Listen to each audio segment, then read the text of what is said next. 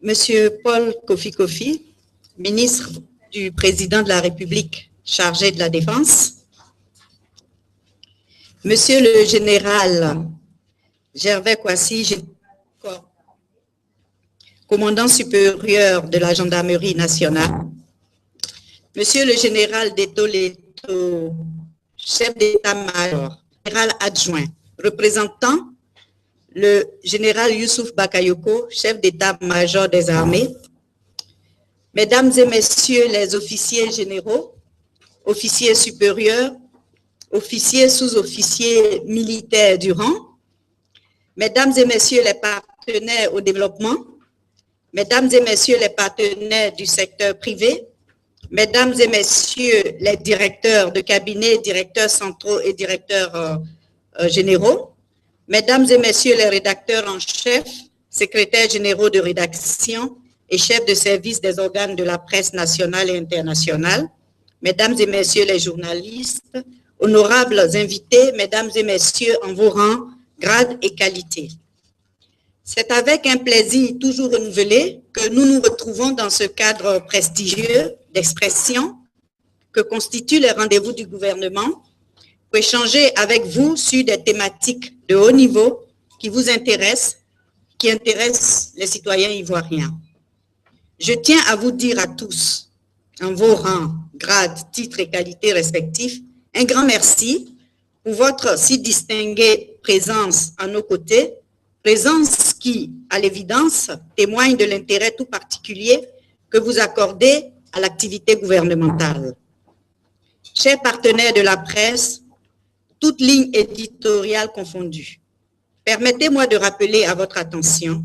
que les rendez-vous du gouvernement, conférences de presse des membres du gouvernement initiées par le Centre d'information et de communication gouvernementale, CICG, visent toujours le même objectif. D'une part, permettre aux membres du gouvernement de faire connaître les grandes réformes impulsées par leurs départements ministériels respectifs et présenter le bilan à mi-parcours de leur activité. Et d'autre part, offrir l'occasion aux journalistes, à travers les échanges, de poser des questions visant à mieux faire connaître et comprendre les décisions ou actes majeurs du gouvernement, ce dans l'optique de créer un véritable dialogue avec les citoyens et pouvoir donc mettre en œuvre les décisions dans une bonne synergie d'action bien comprise de tous. À la suite de Monsieur le Premier ministre le 29 janvier 2015 et de Monsieur le ministre des Eaux et Forêts le 26 février dernier, nous avons l'honneur de recevoir dans le cadre de ce 17e rendez-vous du gouvernement Monsieur Paul Kofi, ministre auprès du Président de la République chargé de la Défense. Merci, Monsieur le ministre, d'avoir accepté de vous prêter à cet exercice de rhétorique en répondant favorablement à notre invitation de ce matin.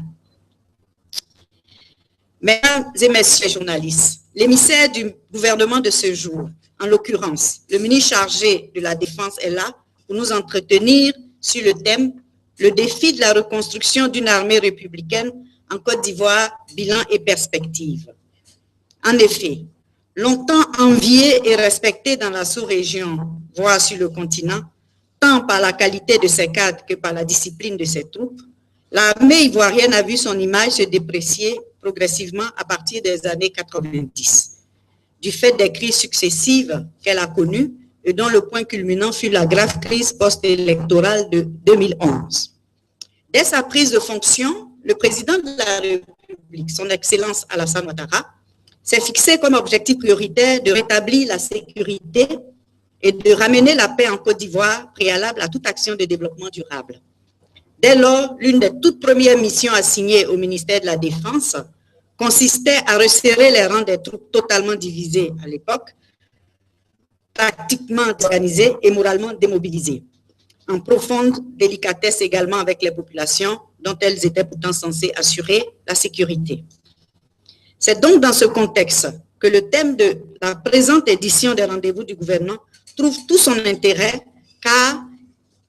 reconstruire une armée nationale en si peu de temps, au sortir d'un conflit fratricide, relève d'une véritable gageure. pour nous instruire sur les principaux acquis de son département ministériel, tant en termes de grandes réformes structurelles et institutionnelles qu'en matière de renforcement de capacités opérationnelles au profit de la cohésion sociale. Aucun sujet ne sera tabou. Il en sera de même pour la toute récente loi du 2 mars 2015 portant organisation de la défense et des forces armées, tout comme pour les questions relatives au processus de désarmement, de démobilisation et de réinsertion des ex-forces belligérantes. Mesdames et messieurs, chers partenaires de la presse, il me plaît toutefois d'indiquer que, même s'il apparaît clairement que l'armée se démarque de plus en plus de sa traditionnelle image de grande muette pour s'adapter à l'ère du temps et aux exigences de la communication publique, il n'en demeure pas moins que tout comme du journalisme est régi par une déontologie, le président de la République ambitionne de faire de la Côte d'Ivoire un pays émergent à l'horizon 2020.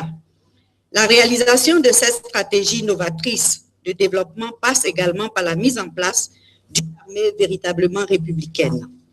Monsieur le ministre, auprès du président de la République chargé de la Défense, avant de vous passer la parole, permettez-moi de donner quelques repères sur le brillant technocrate, grand travailleur, homme de devoir et d'abnégation que vous êtes.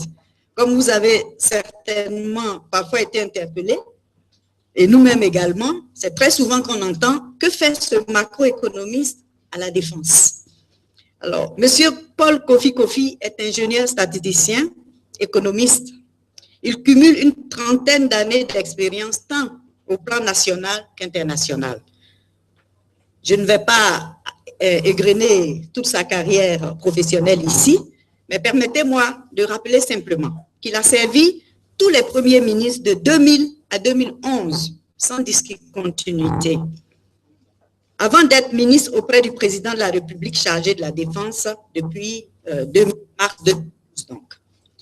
C'est et ce fut également un enseignant à l'ENA. Sans plus tarder, monsieur le ministre, je vous passe la parole donc pour votre propos liminaire